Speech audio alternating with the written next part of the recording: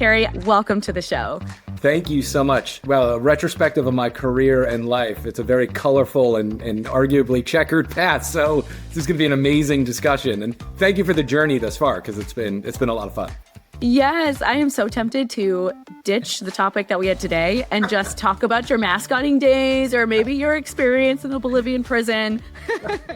Maybe I need to do a spin-off series just to get to know all the interesting, and to your words, colorful. It's amazing how we come into the marketing discipline, like where we came from.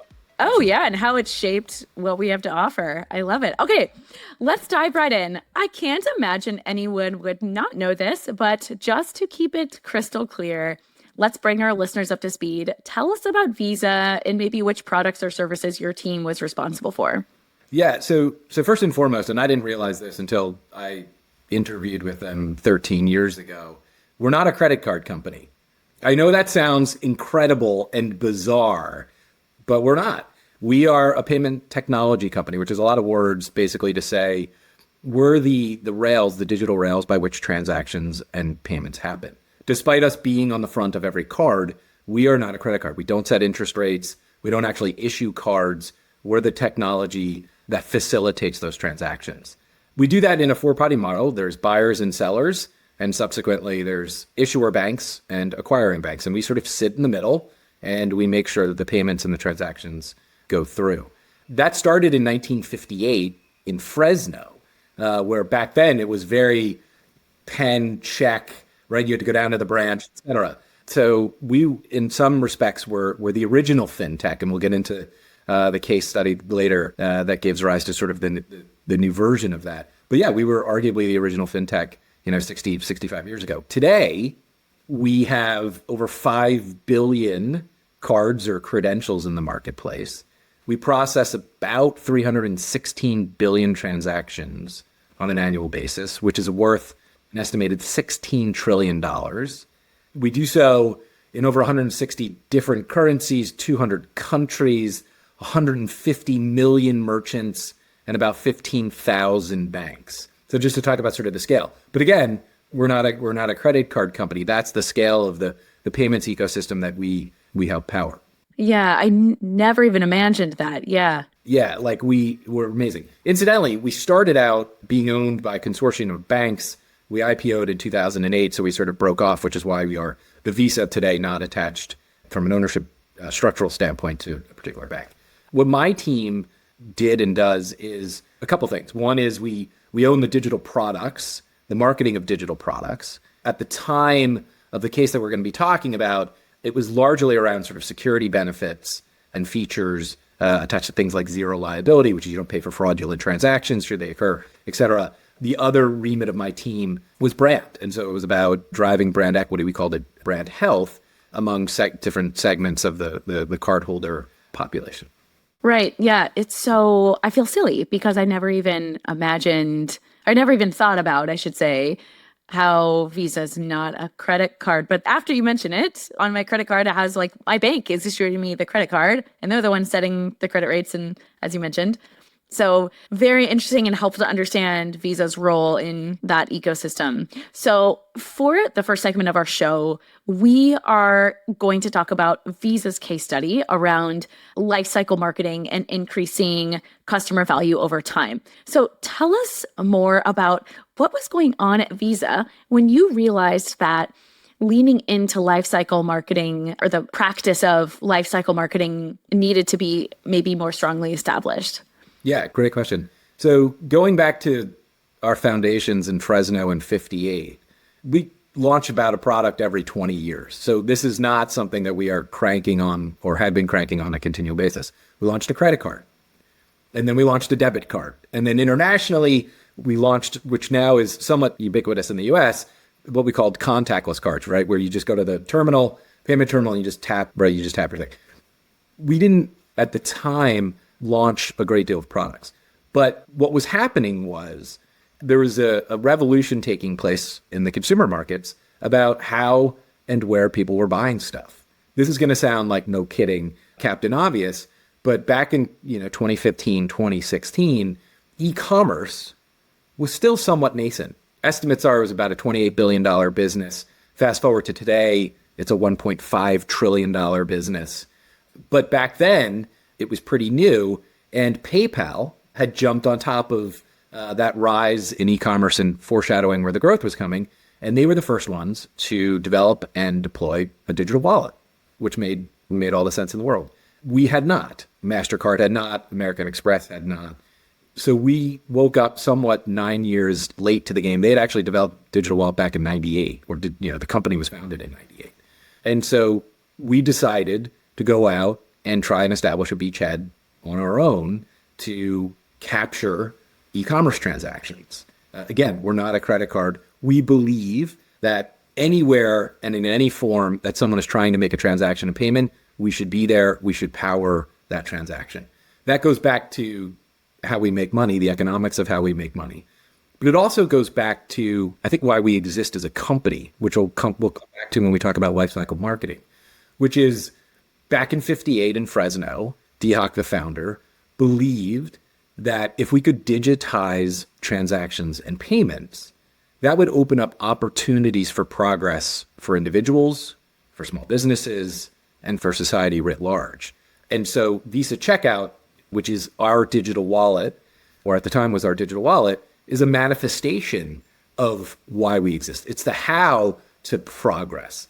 It was within that context that we launched Checkout, Visa Checkout, which, by the way, was a precursor to the fintech revolution that we all see, particularly here in the Bay Area, in terms of what's happening with Venmo and Apple Pay and Chime and Buy Now, Pay Later. And the proliferation of the ways in which people pay digitally really started in 98 with PayPal, and then with us, MasterCard, et cetera, Amex in 2015 and 16. Got it. Okay, so you are seeing this change in human behavior. And I love what you said about sticking to the mission of why do we exist as a company. And if there's transactions that are happening outside of where the physical card is present, you need to be there. So tell me more about maybe what was the task at hand then with the creation of Visa Checkout? Yeah, excellent. So again, go back in time, though it still exists a little bit in what we call guest checkout.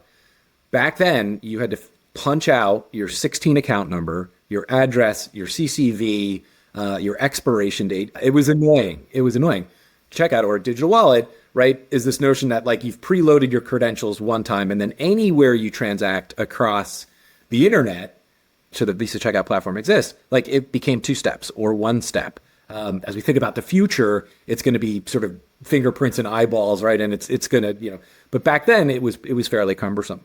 So our remit in launching Visa Checkout was threefold.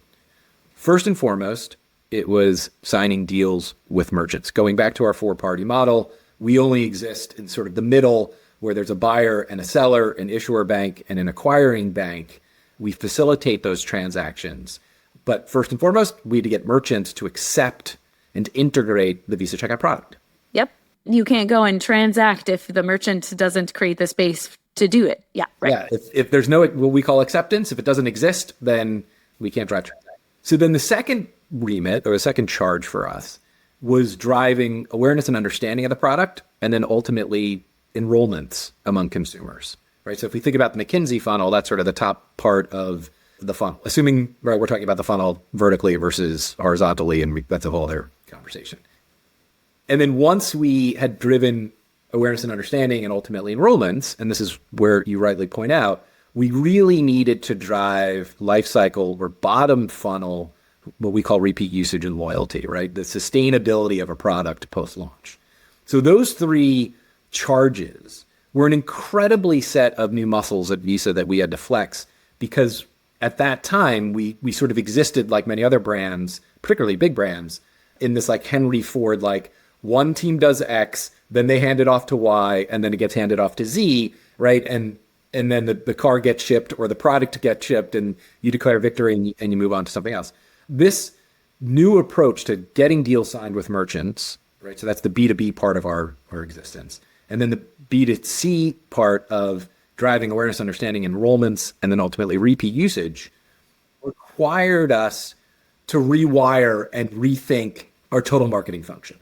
Yeah, that sounds incredibly complex. because you're seeing this change in behavior in your own customers and in the marketplace, but now you have to do that change in behavior in your own organization. And so it sounds like you had a two-sided market with merchants and consumers.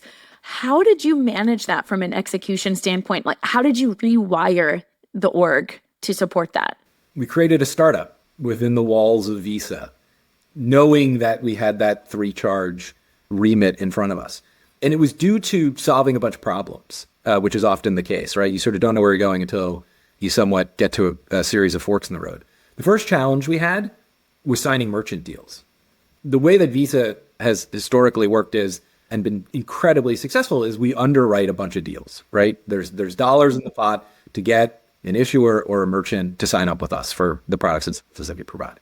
But when we were pitching Visa Checkout, we weren't signing deals. We weren't signing deals from a quantity standpoint, from a quality standpoint, from a size standpoint, and from a speed standpoint.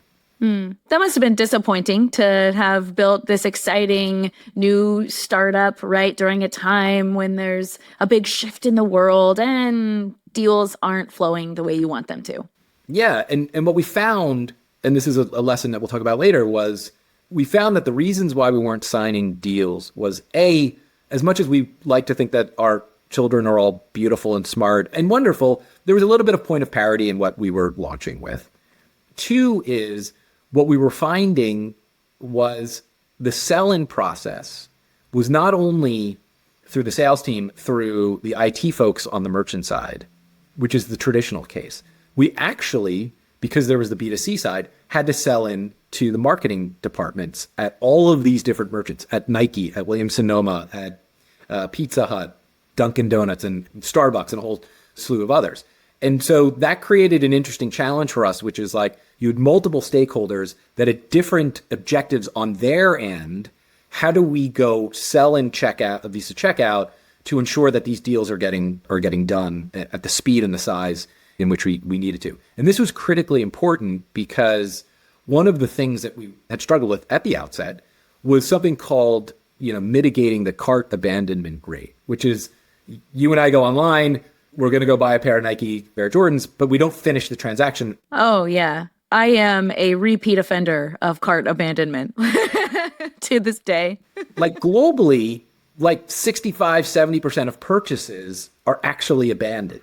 And so for the IT folks on the merchant side of the sales equation, they were like, how are you mitigating? How is checkout going to mitigate this when theoretically you're asking me to integrate this platform into our checkout process? So we had to figure out a way to develop better sales enablement and cases to go do that. And then subsequently, it's like we had to use marketing dollars and the marketing team on the other side to say, we're going to drive the upper level funnel to get more people into the checkout process, just that when we're able to consolidate the steps, which is the benefit of Visa Checkout, you'll see increased conversion, lower cart abandonment rate, average ticket size, et cetera, go up. The second challenge that we had was, again, once we had driven those deals, we had to then drive the consumer part of this, which was awareness and understanding enrollments and then repeat usage, and did so through the creation of models and segments using our first party data. We're Visa. We sit on a ton of data through something called VisaNet, and then obviously our customer, our merchant data, and built out go-to-market plans accordingly. I should say, just to take it one step back, the solution to challenge one, e.g., how are we signing the deals, was we erased the lines between the different marketing teams and went to our potential merchants as one. And that one was, here's a better set of sales enablement materials and cases. Number two is, we're going to come to you with more or less fully baked co-marketing plans. So here's the creative, here's the content, here's the media plan attached to the deal dollars that we were pitching them with, so that we were talking to their IT teams and marketing teams all at once. It was basically, we just need you to sign on the dotted line and make some approvals. We'll take care of the full end-to-end process. And our marketing teams served sort of both gods and decision makers at the same time. Bringing the two-sided market together, the B2C and the B2B marketers, to help reduce and lower that cart abandonment rate with Visa Checkout. That's so cool. Okay. And then what did you do about the second challenge that you mentioned. Did you have a solution for that? Well, yeah. So the second challenge was, so first you get the deals done, right? We got to get those over the line. We get the acceptance. We get what we call the button, the Visa checkout button on merchants' websites. And then it was like, how are we driving awareness and understanding, enrollments, and ultimately repeat usage? That challenge of the repeat usage was really fundamentally important because we at the time were like, well, we're going to declare victory. We've done all of this stuff, but it was like, but wait. You now have to prove out the sustainability of a product. And so we developed a series of models and segments using first-party data. Yes. Okay. This was the Visa Net, the plethora of data that you were sitting on, plus the merchant data. Ooh, you're so lucky. It's just a product marketer's dream to have that kind of data. It's interesting. Yes, we were lucky, but we had to be incredibly careful, right? We're a heavily regulated industry. So the use of PII is carefully sort of monitored and executed against. But what we did have, and what was so crucial to that lower funnel repeat usage lifecycle part, was, we're able to identify where people purchased, where they are likely to purchase again, be it on that merchant website or cross-selling to a different website, ticket size, price sensitivity to what was purchased. And then really, really, really important for us was what we called recency, which was you had made a purchase. If you didn't make a purchase within 90 days, you became cost prohibitive to retarget, because it was as if you were a new customer or a new consumer again. So we had about 90 days to make sure that we had achieved what we would call escape velocity, which was you transacting 5 or 6 times over a defined set of time. And then we didn't have to target you again. It became more of a habitual use. You were transacting, right? And that was important because, again, we go back to launching this product for Visa. You're often sort of paying merchants to put the button into your checkout experience. Then you're goosing trial through offers. And then you're somewhat goosing repeat usage through some offers, right? But that investment hit needed to be decreased, right? We had to take down our CPAs and what we were calling our CPUs, right? Our cost per usage, right? And then ensure that ultimately those levels of investment, and this goes back to the beginning, were all part of establishing a lifetime value or a customer value, right? If we think about the sort of crude definitions, right? Like the lifetime value is the value of a sale times the number of transactions over the lifespan of your relationship with that customer or consumer, right? And then you drill it down into, okay, well, the customer lifetime value is you take that lifetime value and then you times it by your profit margin. And that's how valuable a particular customer is to you at the time. So for us, it was like weaving that measurement story and that investment story, both for us who are making the investments and then the merchants to say, hey, the customer lifetime value is X for you or Y from a lifetime value perspective. And that became a critical story point for us through the launch. I love that. And just for listeners, FYI, heads up, I'm going to make sure that formula, Terry, that you just mentioned shows up in the show notes so that our listeners can go and snag it and use it in their marketing strategies. Okay, so wrap us up with what was the result of all of this goodness that you were doing with Visa Checkout? What kind of impacts to Visa did you see? Yeah, great question. So this 2-chapter story of going into a merchant to get deal signed and showing them sort of the end-to-end process, the lifetime value, and then how product and consumer marketing integrated into one another. We were able to capture about 50% of what we call the TAPV, the total addressable payment volume, which is, again, as Visa, we want to process every transaction where we can. And that's about understanding where the payment volume exists and then going and try and capture that. And that sounds really high to me. Do you consider that really high? Because it sounds like a really good metric. Yeah, it was the number of merchants, not the addressable payment volume. We didn't capture, 6 trillion in volume. Like we didn't process that. It was like we had signed deals where their potential volume on their websites or across our platforms totaled 50% of our target. So that was a big deal. As we then moved into sort of, okay, well, charge number 2 was enrollments.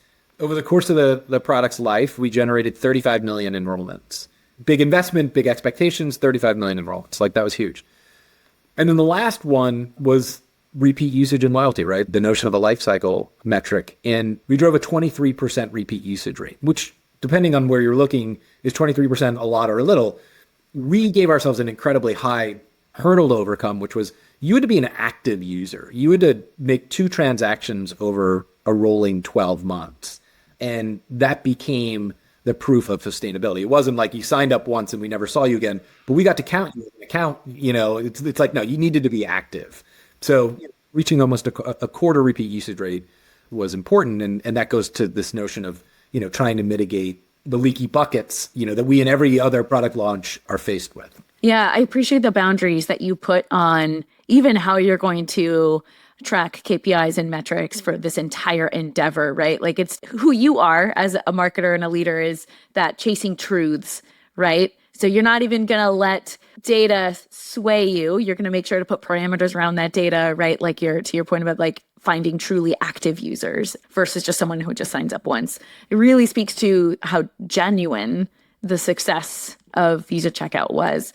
So really helpful. I love this story overall because it's such a great example of how product marketers can move beyond messaging and actually influence growth strategy. And it sounds like you connected lifecycle marketing to real business outcomes.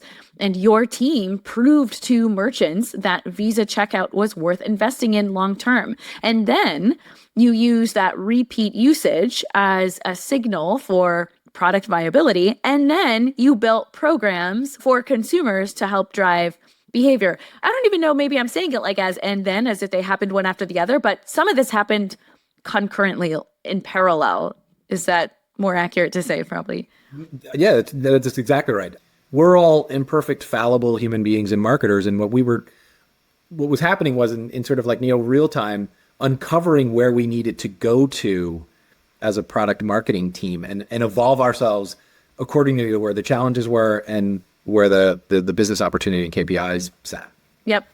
I love this. It's the kind of work that directly impacts customer lifetime value. There's so much we can learn here. So I'm really excited to dig into this next part. Let's just zoom out for a bit and say, I'm an inspired product marketer listening to this story, and I'm trying to build a life cycle program or get serious about driving customer lifetime value. Where do I start? What would step 1 be?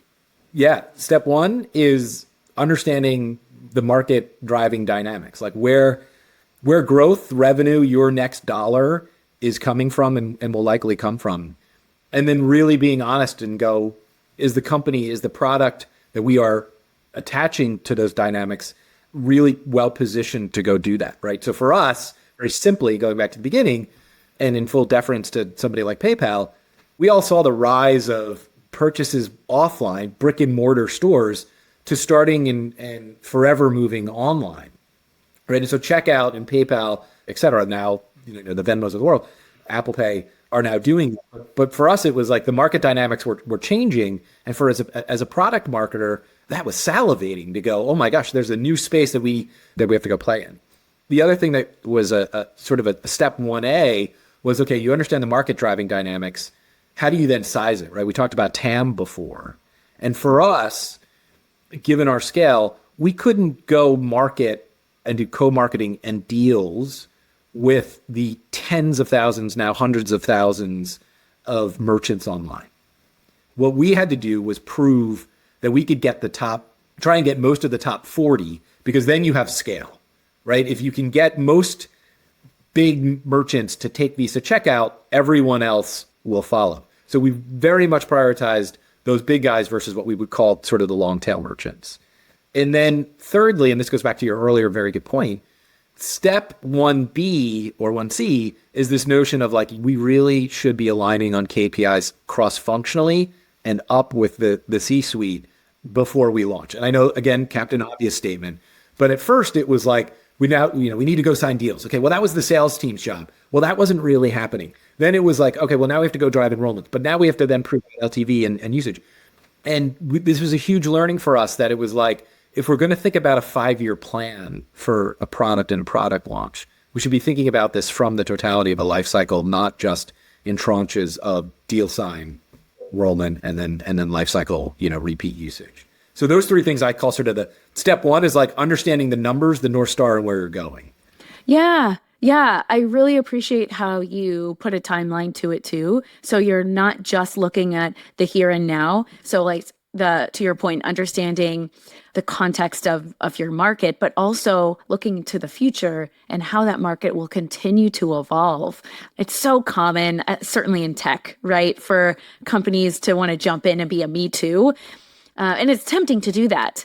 And to your point earlier on product marketers kind of like salivating at the opportunity to create and build something, sexy and new and exciting. But if you really want to drive value, looking internally, looking at who I am internally, but being true to who you are as an organization sounds like a good reminder, even though it is a Captain Obvious. I appreciate that. Okay, so step one, you kind of have this understanding today's kind of here and now market context, market dynamics, and aligning on the KPIs. What about step two? What happens after that?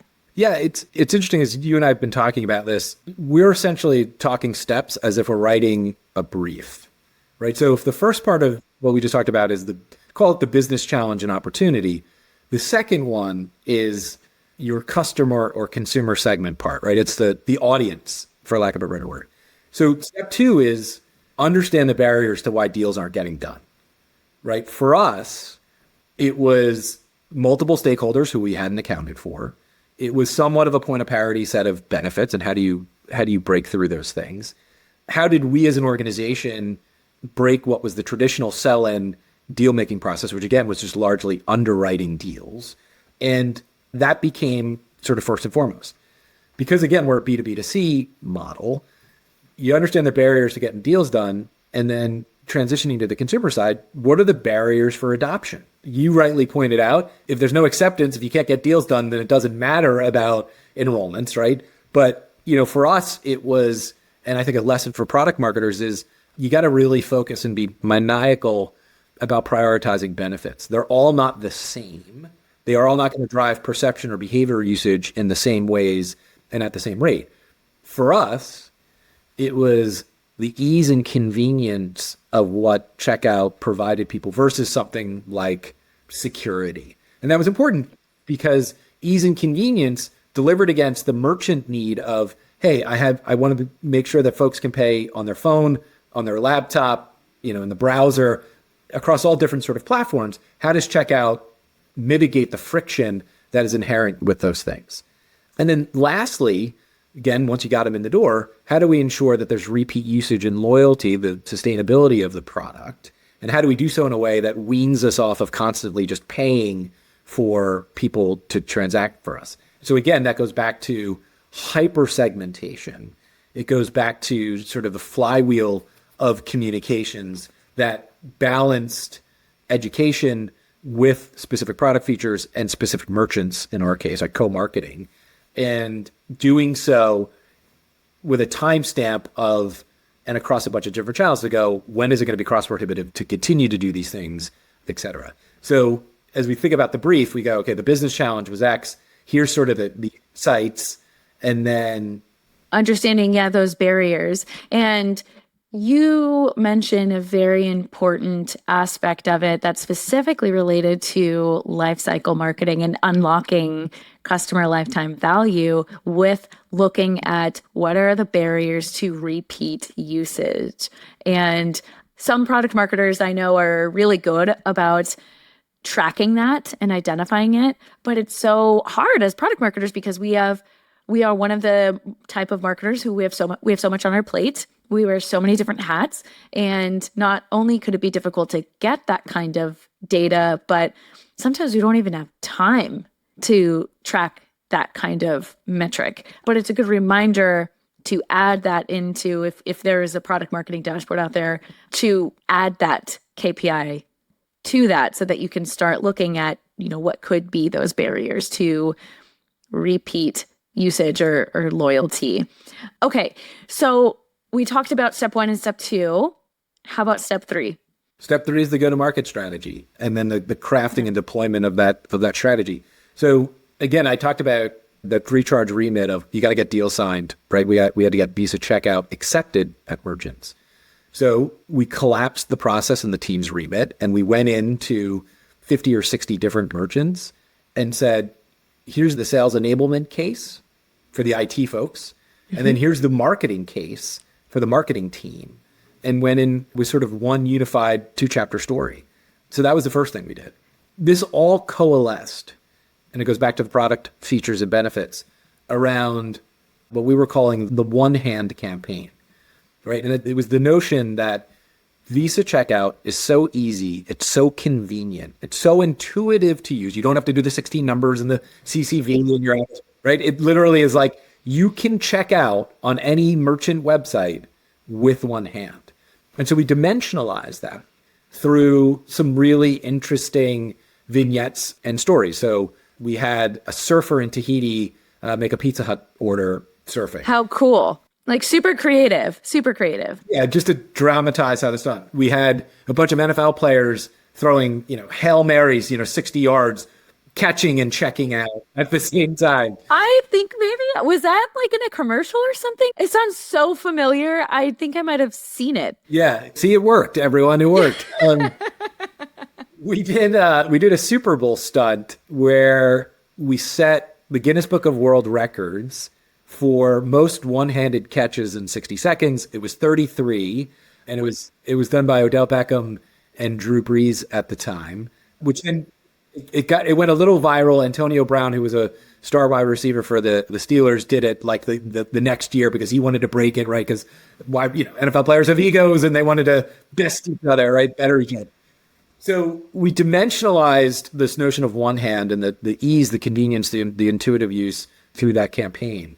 And then we also developed 50 or 60 different co-marketing campaigns with the individual merchants that we had signed deals with. And so it was like, how do you talk about the concept of one hand within the context of what they were selling and their websites? It was often done with offers, right? You're paying for folks to sort of first make a transaction, and then subsequently through some of the usage stuff. But what we also were very cognizant of was filling the pipeline with people who were not going to a specific merchant to redeem an offer. And that tracks back to this marketing notion of the 95-5 rule, which is that at any given point in time, 95% of your potential market is not in the market for your product or service. They just simply are. 5% are. We as a function do an amazing job converting them, tracking them, attributing them to different platforms, right? But the reality is, out of your total addressable market, 95% aren't actively seeking you out. How do you cultivate, prime the pump, get them ready for when they are? And that we believe and know has a correlation to ultimately lower cost per acquisition and cost per use when they are more actively primed versus the proxy of like cold calling, right? You don't want a cold call, you want the warm leads. We just did it at scale. And so we would go to market with what we were calling brand education campaigns, and then co-marketing campaigns with very specific merchants. We then took that after you became an enrollee and developed these segments and these models in terms of the where, when, why, how to get somebody to repeat transact, and did so with more education and brand messaging flywheeled with more specific co-merchant. And we were able to disseminate where you would likely transact next, and then served you advertising and marketing and built us a whole CRM program to go do that. What I think was so special and unique about how you built your go-to-market strategy is that you intentionally included elements that influence lifetime value. And I haven't seen, and maybe this is a B2B thing. I haven't spent a ton of time in B2C, but I haven't seen a ton of go-to-market strategies that include so much of the creative campaign rollout. Of course, I've seen and been part of creative campaign rollouts before as a B2B product marketer, but just typically it's an initiative and activity that happens after the go-to-market strategy. But in the case for Visa Checkout, it's so important to include some of that, as the elements of all those vignettes that you mentioned were so critical to the success of the product. Great. Okay, I want to do a quick recap now. So you had step one of understanding the market dynamics and aligning on the KPIs. And then you add step 2 of understanding the barriers and the challenges. And then step 3, the go-to-market strategy. Is there anything else to this story? Yeah, I want to tie it back to the beginning. Fresno, 58, DHOC, why Visa exists as an organization. And you and I talked about this sort of offline, but this comes from the Simon Sinek school of why you exist as a company, why you exist as an individual. And Visa Checkout served as a great example of why we come to work and why the company exists, right? So we go back to the beginning, which is Visa exists to digitize payments, or the digitization of payments enables individuals, small businesses, governments, right, all our different stakeholders, society writ large, to progress, right? We are about a rising tide lifts all boats. We don't pick winners or losers. Wherever you transact across whatever form factor, like, we want to power that. Yes, because we make money, but because there's progress inherent in that. Society benefits. And I know that's like a very sort of high order thing to try and chase, but truth be told, that's why Visa was created all of those years ago. Visa Checkout was one element of that, which was we were moving from brick and mortar checks, knocking out information, to e-commerce, right? Way back when. And so we were Visa Checkout was one of the first manifestations of that. So don't lose that, because it gives you purpose as you come in every day as a product marketer to go, why am I doing this? Why am I slogging 50, 60, 70 hour weeks? It's because your why, quote unquote, to go back to Simon, is tracked to the company's why. So it underpinned all of this. So it's a really lovely story of sort of why we exist. Yeah, right. Just being true to the mission of the organization. I like that reminder. That's very helpful. Last question for you on the first segment, this case study segment of our show. What advice do you have for a PMM who is embarking on the journey of building customer lifetime value? So the first is, product launches don't end after the product is launched. Captain Obvious statement, but you need to prove out the sustainability and the viability, to use your good words, or that product will not survive. So first and foremost, realize that as we're thinking about a launch, the launch really isn't just about the launch. It's about a 5-year program, the defined time period by which we are proving out the viability of a product. So end to end through lifecycle is critically important as we think about planning, investment asks, and then go-to-market plans accordingly. The second, which is tangential to that, is this notion of the 95-5 rule, which is we all spend most of our time thinking about the disposed or the predisposed, that 5% of people who are in our market, but realize 95% are not actively looking for us. So how do you cultivate them, get them primed at the pump and ready, such that when they are, their conversion becomes faster and cheaper, certainly from a CPA and a CPU perspective. And then third, which you teed up at the beginning, is part and parcel with all of this, noting time constraints, resource constraints, is trying to think of ourselves as scientists or mad scientists, right? If we think about that search for truth, or we think about the scientific process, it's developing hypotheses, right? In our case, it was like, why aren't deals being signed? Why isn't there consumer adoption? Oh my God, now we need to prove out this, the viability of this product over the long term. What are the hypotheses that give rise to those barriers, and then potential opportunities? Test them. Yes, test them. I want to repeat that again. Test them. Try and validate them.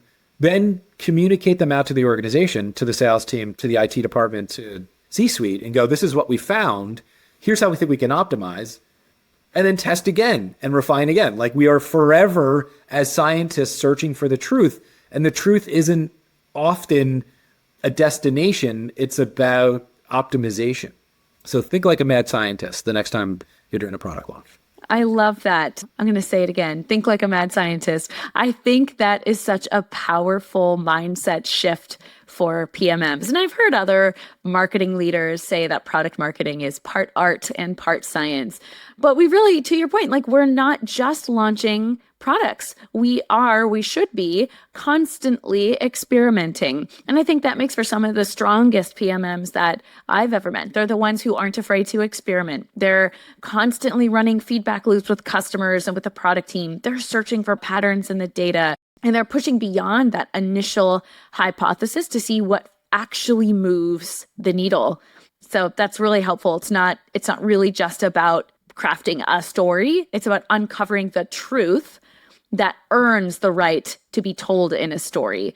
And that means forming smart hypotheses, stress testing them, and being humble enough to refine when the data surprises you. It's the craft. What an awesome summary.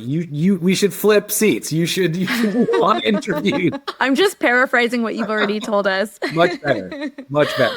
I love this. So fun. Okay, so that's going to wrap up with the first segment of our show. And now it's time for the second segment, which is also very fun. This is the messaging critique. This is the part where we as marketing experts get to analyze real world messaging. And the fun part is, Terry, you get to pick the company. But before you announce the company you chose, just want to remind our listeners, in case this is the first episode that they're tuning into, we're going to talk through one thing that Terry's loving about the messaging or the product, something that's working really well. One thing that we wish that the PMM would have done differently with the messaging. And then finally, something that the marketing team or the PMM team can iterate on to take the messaging to the next level. Maybe it's a creative campaign or content that they can think about. Really, this is all about learning and brainstorming and refining our craft, not looking for negativity, just a thoughtful, constructive critique. All right, so let's get into it. Terry, what company did you pick? So we're going to move totally away from payments, and we're going to move to beer. So my case to discuss today is Modelo. So for listeners, hopefully you've seen the news recently if you follow it. Modelo is now the number one best-selling beer brand in the United States. It just outpaced. I actually did not know that. I mean, I'm not a huge beer drinker. I do like beer, but I didn't know that. Go Modelo. Go Modelo. Yeah. Who would have thought? So I love the case. And I love the case because they understand, first and foremost, who their target audience is. And we all like to say that we do. These guys know it better than anybody else. They are maniacally focused, and their positioning is maniacally focused on what I would call the working guy. They are not the IPA target audience. They are not the we're ubiquitous American Bud Light. Like, we're for everyone. They are not the vest crowd. They are for the every working common person. They're not chasing attention. They're not trying to, and we'll get into this in a second, they're not trying to capture everybody. I love that. So when I go to their website and I enter their website, their homepage tagline reads, "Brewed for those with a fighting spirit." I love it too. To me, it immediately invokes the emotion of pride, right? Like, to your point, they're speaking to those who are the working class and they're proud of it. I don't want to get into too much of the topic. So I'll stop there and I'll ask you, like, what else? Like, tell me more about what you're loving about that messaging for their product. Well, I think you nailed it with this notion of pride. Going back to the Simon Sinek thing for just a second in terms of why a company exists. Modelo as a brand exists to celebrate those making it on their own terms. And so for this target, it's working with your hands. It's like laboring. These guys are not sitting in ivory towers and offices. They are outside infrastructure making the world go round, right? They are those folks. The other thing they do, to talk about your point about pride, which I think is so wonderful, is that they're not shy about leaning into the Mexican and immigrant heritage of the brand, right? That's the fighting spirit, right? So much of boxing, right, and the boxing lore and legends and champions come up through Mexico and South America. So they lean into the positioning on that. They understand sort of the why they exist. And then in their go to market, they profile all of these like-minded people, right? So if you think about day laborers or small business owners, folks that are bootstrapping their way through life, that weren't born with a silver spoon, right? Tattoo artists, they lead into car culture, right? It's this notion of defiance and I'm going to do this on my own. And on my own terms. Yes. It's reflected in the music, the protagonists and the characters. The tone is that. They're doing some sponsorship with UFC and MMA, which is like super in line with who their target audience, celebrates. Ultimately, and again, I think this is a huge lesson for all of us, particularly product marketing.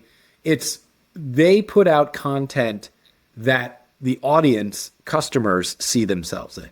They are not aspirational to the point of like, I don't understand who that person is, right? It's the like, I'm targeting a 70-year-old even though I'm profiling like a 45-year-old. No. This is like relatable. Like you see yourself in the work. And I think that that's just like magic. Yeah, it's so human and so genuine and authentic. I love that. Okay, so what's something that you wish the PMM would have considered as they were putting together some of that storytelling? Well, I think they've done a fantastic job affirming the positioning, why they exist, and then understanding their target audience, flowing it through all the go-to-market. There's some cautionary tales here. And the first thing is they are in danger of eroding some of that authenticity with what I would call sort of proximity-based sponsorship alignment.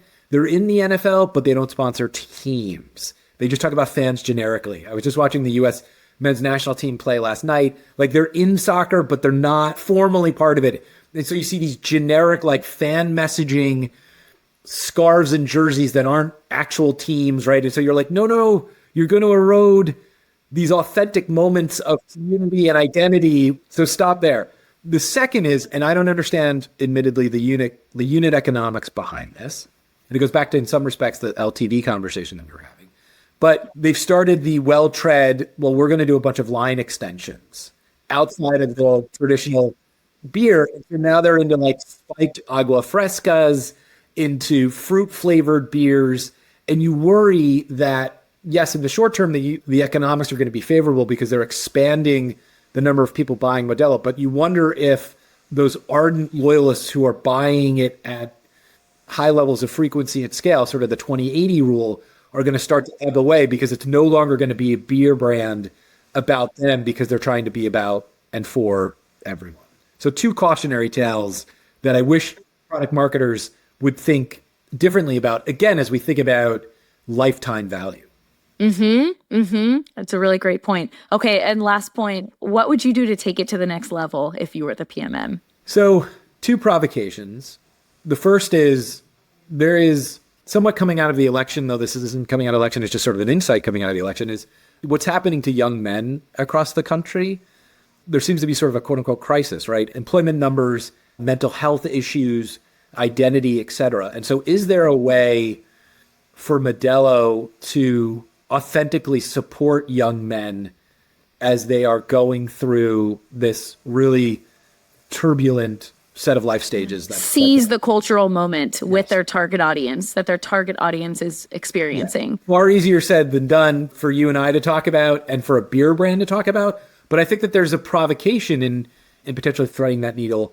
And then the subsequent provocation is we all see what's happening and reading about what's happening in DC, in state capitals, what's happening all over the place.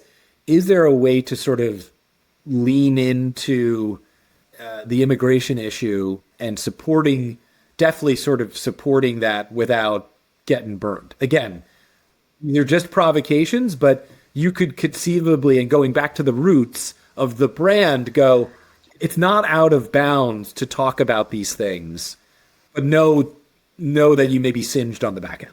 It would be a fine line, but is it doing justice to your target audience? I like it. And just being bold with it. Ooh, I don't know if we have any Modelo PMMs who are listening, or if Modelo even has PMMs for that matter, right? It's just, maybe it's just a super creative agency that they use. But shout out to any of those marketers who maybe who may be listening and committing to the authenticity. And hey, there's a good idea for you to explore here with this creative cultural moment here. So Terry, before we go, I just have to have a gratitude moment and say thank you so much for your willingness to come on and dive so deep into such a great case study with Visa and share your knowledge and expertise with the product marketing community today. Oh gosh, thank you. The thanks is mine. Thank you for the platform to tell my story. Yeah, of course. For me personally, it's amazing to see some product marketing leaders like yourself who have personally inspired me. So I want to make a space in my episode for you to talk through maybe some of those marketing leaders who have inspired you and shaped who you are. This is an opportunity to give some shout outs. So let's hear them. I'm going to talk about 4. And what's interesting, so the 4 are Yin Rennie, Lisa Rubinich, Wendy Gruenberg, Maureen Baldari. These 4 brilliant minds I had the good fortune to work with at Gray Worldwide, which is a huge advertising agency in New York many, many years ago. They ran the Hasbro business and a couple of other businesses. But it struck me that these 4 folks happened to work on the same account at the same agency at the same time. And I was sitting at their feet learning from them for a number of years. Why them? Brilliant business minds, brilliant advertising minds, and equally brilliant relationship minds, all at work at the same time. Their sort of number one leadership principle in proper corporate speak is this notion of sort of independence with accountability. Informally, Lisa Rubinich said this to me a number of times, is I will always give you enough rope to hang yourself. Which sounds overly dramatic, but if you think about it, it's this notion of I'm going to give you independence.